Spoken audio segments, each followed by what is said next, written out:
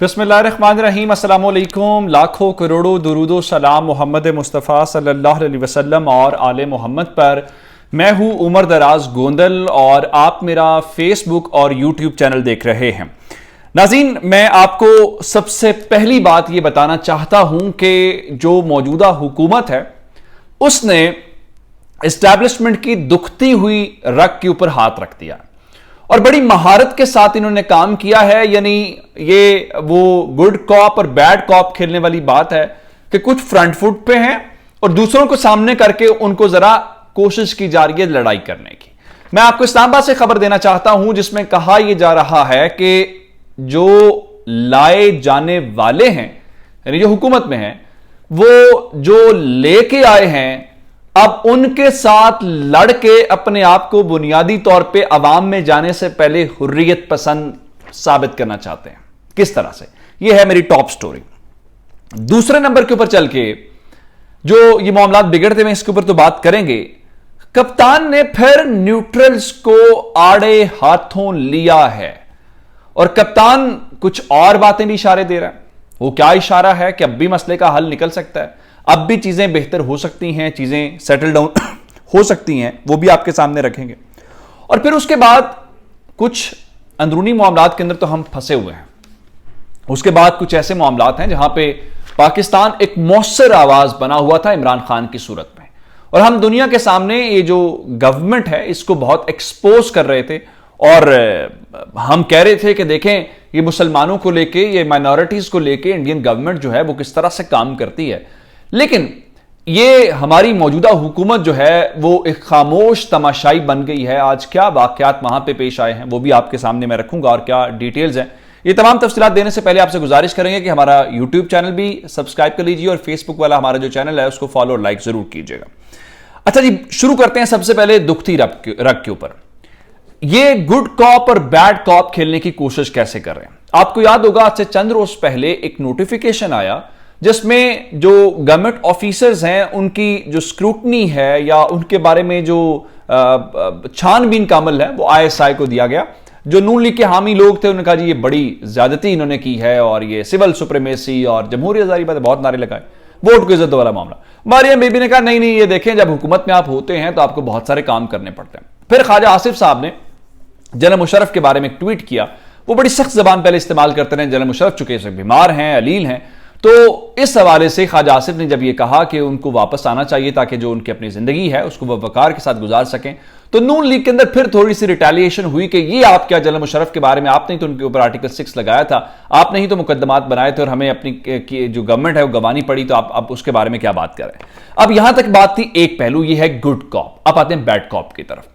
सबसे पहले मामला यह हुआ कि पीपल्स पार्टी ने कल कोर कमेटी का इजलास बुलाया और उस इजलास के अंदर इन्होंने क्या किया कि इन्होंने कहा जी ये जो आप मुज़ाकरात कर रहे हैं वो बैंड आउटफिट के साथ, एक तो वो, दूसरा जो अफगानिस्तान के मामलात हैं ये कौन तय कर रहा है, इसको पार्लियामेंट के अंदर लेके आए। अच्छा, ये बात सीधी, आपको मैंने कल भी कहा था ये मामला किसकी तरफ था, ये सिक्योरिटी एस्टैब्लिशमेंट के हवाले से मामला था। चूंकि वजह यह है कि उन मामलात को सिक्योरिटी एस्टैब्लिशमेंट देखती है, आईएसआई देखती है और दीगर जो इदारे खुफिया हैं जो दुनिया जहान के अंदर जिस तरह प्रैक्टिसेस होती हैं, क्या अमेरिकन CIA नहीं देखती, क्या अमेरिकन एस्टैब्लिशमेंट नहीं देखती, इसी तरह से बाहर के मामला ऐसे ही होते हैं। इसमें कोई वो अनहोनी बात तो नहीं थी। अच्छा, यहां तक बात ठीक थी, लेकिन आज क्या हुआ है, आज रजा रबानी को सामने लाया गया। अब जरा बैड कॉप वाला सीन दोनों तरफ से खेल रहे हैं। अब यही काम जो चूंकि वोट लिया हुआ है तो शहबाज शरीफ खुद तो नहीं कहेंगे या नून लीग तो नहीं कहेंगे, तो कहेंगे ये पीपल्स पार्टी है बेसिकली। लेकिन मैं उससे पहले, बताने से पहले आपको यह बता देता हूं कि असल में एक जो क्या उसको कहते हैं ट्वीट है, उस ट्वीट ने सारा खेल, वो हबीब अकरम साहब जो सीनियर एनालिस्ट हैं दुनिया न्यूज के, जो कि मेरे सीनियर हैं, हम काम कर चुके हैं साथ, उन्होंने बड़ा कमाल किया।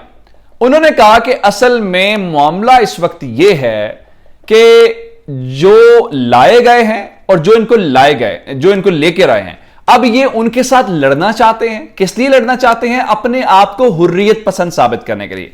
इसका ताल्लुक है नून लीग की पॉलिसी के साथ कि अवाम में जाने से पहले कोई इस किस्म का खेल खेला जाए ताकि हम अवाम के सामने एक नैरेटिव बिल्ड कर सकें और कहें जी देखिए हमें गवर्नमेंट में रहने नहीं दिया गया या हमें गवर्नमेंट करने नहीं दी गई। हालांकि आपको गवर्नमेंट किसी के तुफैल दी गई है, ये एजाज सैयद की जबानी उनके मुताबिक डील के तहत इसको गवर्नमेंट मिली है शहबाज शरीफ को, और डील के तहत ही हमजा शहबाज को वजीर आला बना गया। अब वो जो रजा रब्बानी साहब हैं उनको ये मामला उनको सौंपा गया है और उनको ये कहा गया है कि जनाब अली आप अली वजीर का मामला उठाएं।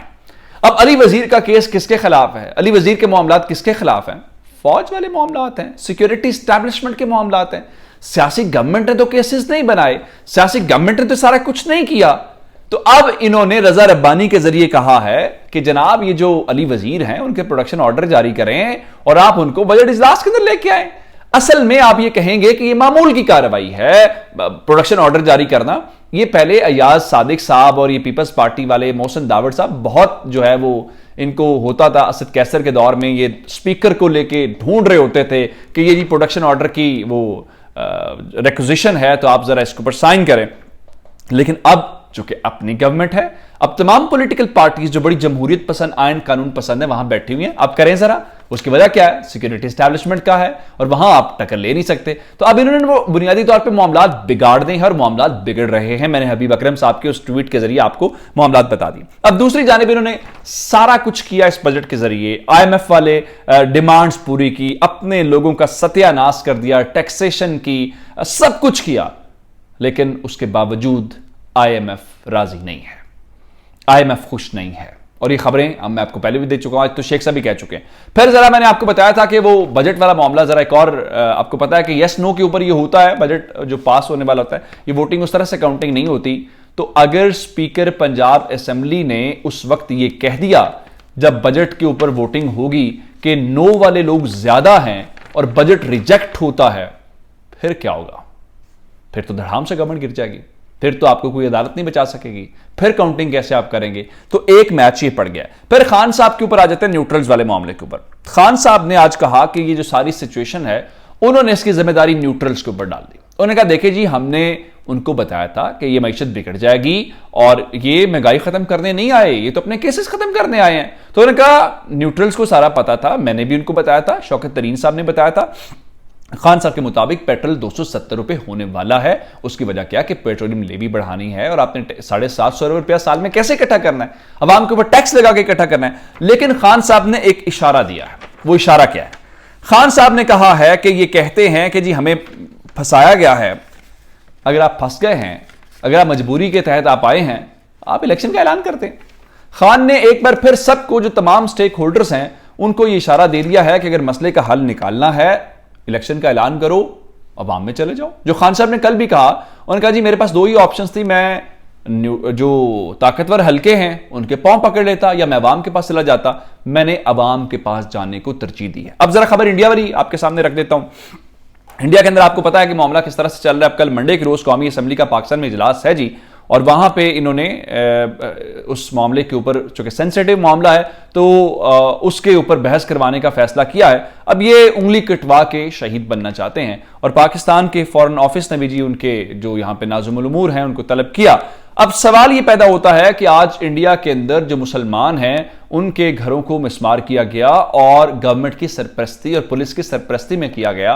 पाकिस्तान सबसे बड़ा स्टेक होल्डर है इस मामले के अंदर। वो मुसलमान इंडियन पाकिस्तान की तरफ देखते हैं। पाकिस्तान ने सिर्फ ये बयानात ही देने हैं, ये सिर्फ खानापूरी ही करनी है या इससे आगे भी बढ़ना है?